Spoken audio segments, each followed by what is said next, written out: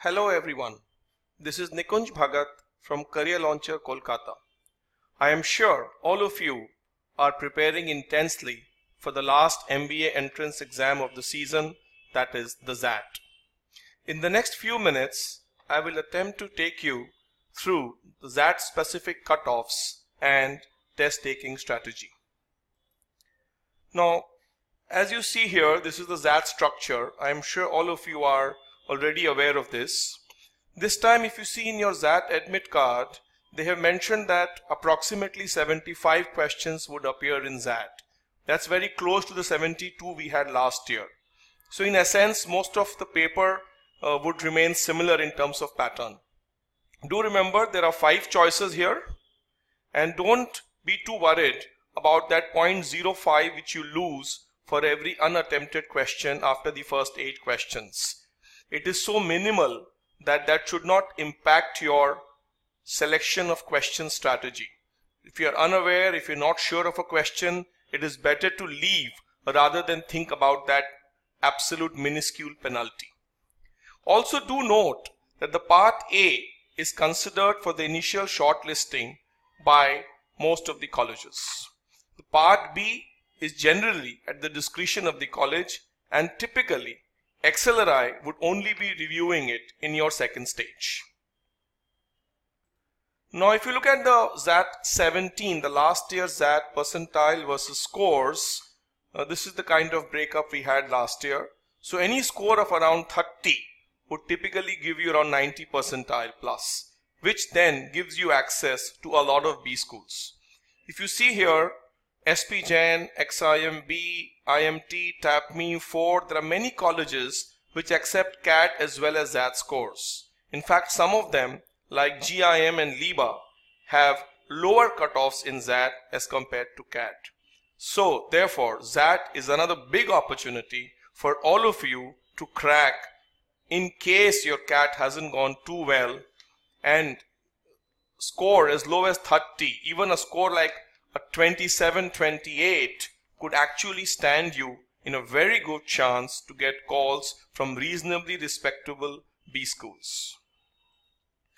Coming specifically to XLRI, the cutoffs for XLRI last year for the BM program was roughly 35 at 96 percentile, and for the HR program around 32 for the 92 percentile approximately.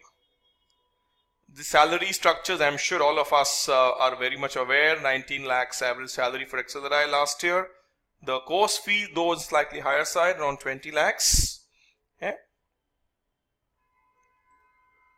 In terms of the strategy, how to go about XAT, see here you must understand the questions are fewer, time is almost like CAT. So here the strategy which we typically adopted in CAT would be more or less followed. Though there are no sectional time limits, but there are sectional cutoffs, especially in places like XLRI and XIMB. So we will have to really be very careful that we at least spend minimum time in every section to ensure that we get the minimum cutoffs.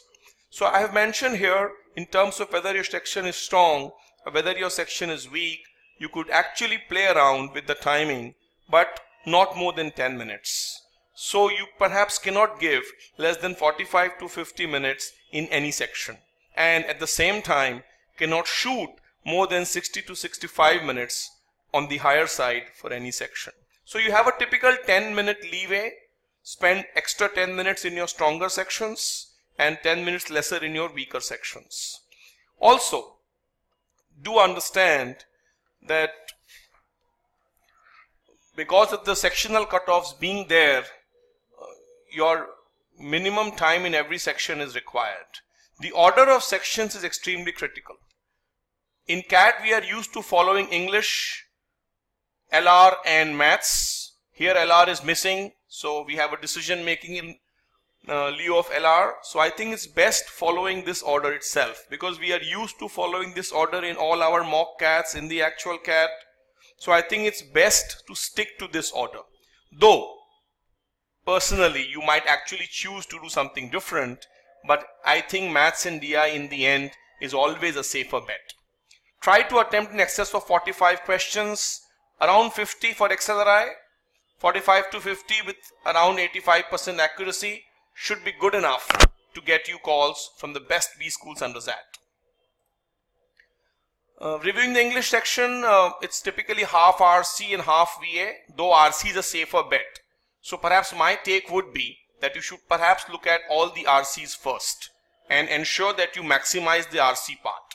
Because in the VA section, para-jumbles, critical reasoning, most of them are typically quite tough in XAT. And accuracy could actually be a bit of a lottery here. So I think RC is where we must go with.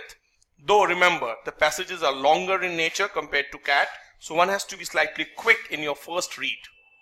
Vocab and grammar questions typically are one of the easier ones with respect to VA, so definitely should be looked at.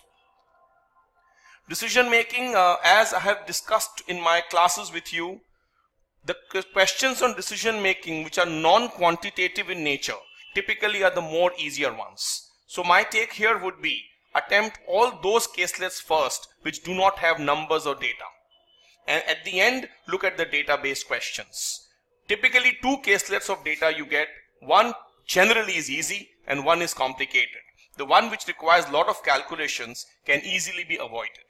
Overall, I'm sure if you spend around 50 minutes here, you can easily attempt 16 to 17 questions. Don't forget, elimination of options is a very good strategy in this section. Coming to maths and DI, major focus on areas like geometry, algebra and modern maths. You will not find too many arithmetic or number system questions in XAT. So therefore, do ensure that you brush up your basics and formulae of these areas. The 2 DI caselets which you get are relatively easier, though little calculation intensive, but must be attempted, especially for those students whose DI is strong. Again, selection of questions becomes critical as usual, as what we always say in math sections. Do not waste time in something which is looking very difficult or unfamiliar. GK, unlike SNAP, most of the GK questions here are static.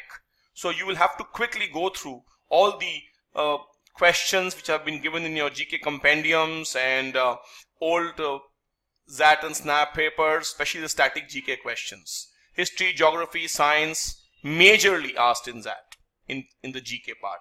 This is the list of the essay topics which have been asked in XAT for the last 4 to 5 years. You can quickly have a glance through that. You can pause the video and have a look at it. Now what to do in the next week before the D-Day arrives. I'm sure all of you have already taken a few of XAT mocks. Ensure you take all the rest ones which are left.